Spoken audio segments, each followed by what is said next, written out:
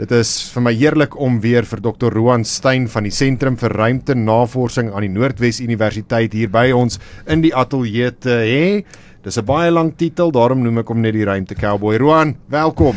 Baie dankie Anton, dit is lekker om weer bietjie hier by julle in die ateljee te kuier vandag. En dit is nou vir die laaste keer in 2024 Kan jy dit glo? Iets spesiaal vir ons beplan. Ja, nee, daar's definitief iets aan die einde, soos bly asseblief ingeskakel tot heel aan die einde.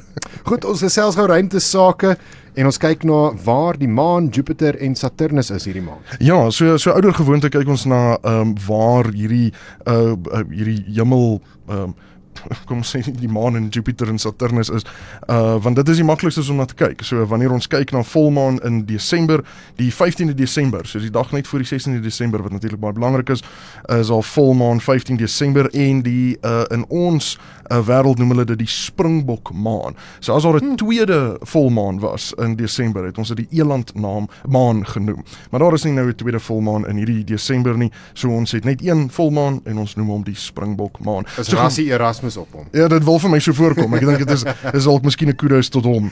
En dan 'n nuwe maan, baie interessant, is dan die 31ste Oujaarsdag. Nuwe maan is die 31ste Desember, so dit gaan lekker donker wees, so die perfekte manier vir al meeste mense wat wakker bly tot middernag. Dit gaan 'n lekker donker hemelruim wees, wat beteken mense gaan heel wat sterre sien. En dan wat Jupiter aanbetref, Jupiter is asemrowend om te kyk, soos wat ons al 'n paar keer gesê het. Spesifiek hierdie tyd, hy kom so 7:00 die aand, steek hy sy wimpers oor die horison, kom hy op in die noordooste en dan is hy beskikbaar om vir jou te sien reg deur die nag en gaan eers 5:00 die volgende oggend af in die weste. So dit is definitief groot astrofotografie geleentheid. En Saturnus kom 12:00 die dag, so net 12:00 midday. Kom Saturnus op in die ooste en natuurlik gaan ons hom nie kan sien daai tyd nie. En teen 8:00 die aand, wat dit nou lekker donker is, hy bin of meer 60 grade bo die horison wees en teen middernag is hy dan ook nou weer af. So Saturnus het ons ongelukkig net die helfte van die aand wat ons hom kan waarneem. Dan beweeg ons aan na die tweelingsterrereën van 13 tot 14 Desember. Ja, so die tweelingsterrereën, of in Engels as mense dit nou wil gaan Google, die Geminids, dit is 'n klassieke sterrereën, meteorietstorting wat in die noordelike halfrond as ook in die suidelike halfrond gebeur. Dis 'n baie sterk sterrereën, 150 kom ons sê meteorietstortings per uur. So dit is heelwat en dit is regtig 'n goeie een om te sien. Soos jy nou genoem het, sy maksimum is tussen die 13 en 14de Desember. Min of meer 25 grade bo die horison middernag noordwes is min of meer waar 'n mens moet gaan kyk. So maak seker dat jy veilig is, maak seker dat jy iewers gaan waar dit baie donker is en dit is dan natuurlik waarom jy die sterrereën wil gesien. Ongelukkig, kyk, die sterrereën begin vandag. Sy maksimum is 13-14 Desember. Wat dit nou so bietjie interessant maak is dat dit is volmaan, soos ons nou net gesien het, die 15de Desember. So die volmaan gaan hom so klein bietjie poetjie as dit ware, maar die ding is mens kan darm na hom kyk voor die tyd ook, soos wat die maan nou maar voller maak. So maar ongelukkig sy maksimum is nou dieselfde tyd as wat ons volmaan het, maar dit is nietemin, omdat daar 150 per uur is, behoort 'n mens definitief iets te kan sien. En dan NASA se Artemis sending, hulle praat vanaand oor hierdie sending.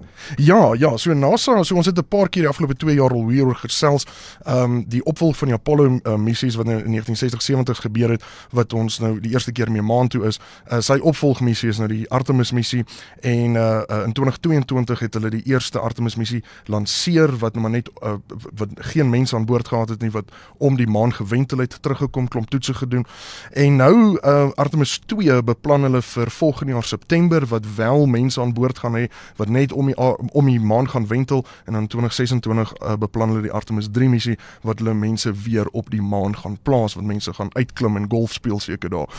Maar die ding is vanaand 8:00 Suid-Afrikaanse tyd op NASA se webtuiste, gaan skakel in die administrateur van NASA, Bill Nelson, gaan 'n persverklaring vrystel waar hulle 'n hele debat gaan hê oor die toekoms van die Artemis missie missie. Dis 'n baie ambisieuse doelwit wat hulle daar stel om in 2026 al mense op die maan te sit. So ek is baie nuuskierig om te sien wat hulle bereid is om te sê wat die verloop van sake is by die Artemis program by NASA. En ek dink dit is ook baie belangrik want van 'n begrotingsoogpunt af vat die Artemis missie meer as die helfte van NASA se begroting op die oomblik. So dit is baie belangrik om te sien waarheen gaan daai geld. En natuurlik ook as mense die politieke wat sou mense sê omstandighede in Amerika op die oomblik in ag neem, is dit baie interessant om te sien wat gaan met Artemis se begroting gebeur nou dat daar 'n verandering in regering gaan wees. Dit pas ook baie mooi aan by ons volgende gesprekspunt en dis ruimtegeskiedenis en ons praat oor Apollo 8. Ja, so Apollo 8 is 'n baie interessante en 'n spesiale Apollo missie. So en dis nou spesifiek wat ek nou gelos het vir die einde van ons laaste program vir Desember, voor ons volgende jaar weer bymekaar kom. En Apollo 8 was die eerste ruimtetuig wat om die maan gaan wentel het met mense aan boord.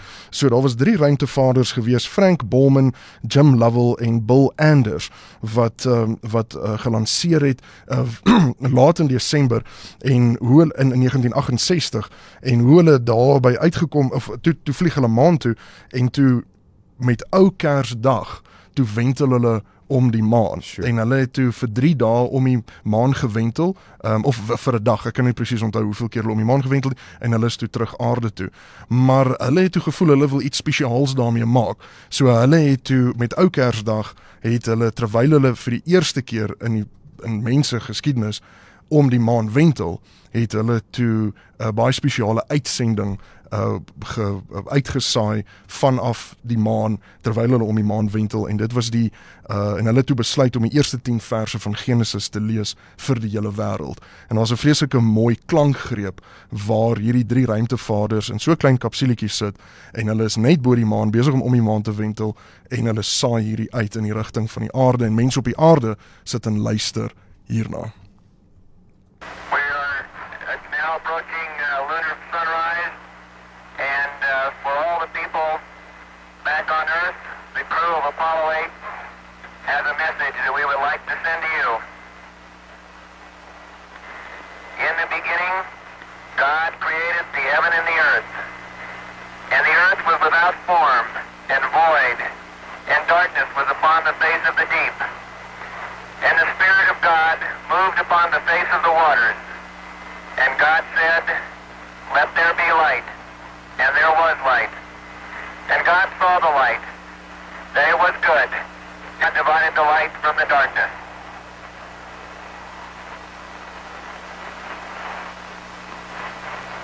And God called the light day, and the darkness he called night, and the evening and the morning were the first day.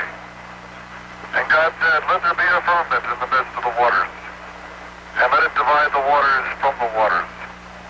And God made the firmament, and divided the waters which were under the firmament from the waters which were above the firmament. And it was so. And God called the firmament heaven, and the evening and the morning were the second day.